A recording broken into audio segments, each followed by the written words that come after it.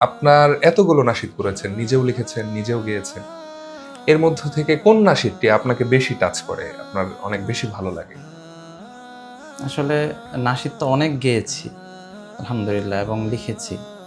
কিন্তু আমি নিজে যে নাশিদটা সবচেয়ে বেশি পছন্দ করি এবং শুনি সেটা হচ্ছে আমার একটা নাশিদ আছে, আমার ভেতর ও বাহিরে শুধুই তুমি, হুম। তোমায় স্বপনে গোপনে খুঁজি এটা আমি। শুধু আপনারই না, অনেকের হৃদয় টাচ করে অনেক আচ্ছা, বেশি। এটা আমি খুব নিরিবিলি যখন থাকি বা নীরবে থাকি তখন এটা শুনি। এটা তো আপনারই লেখা। আমার লেখা এবং আমার সুর করা।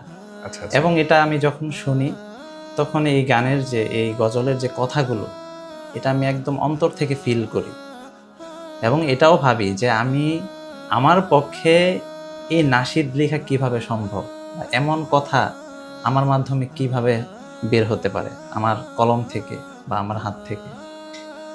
তখন মাশাআল্লাহ, এটাই মনে হয় যে এটা একমাত্র আল্লাহর পক্ষ থেকেই হয়তো ছিল। মাশাআল্লাহ।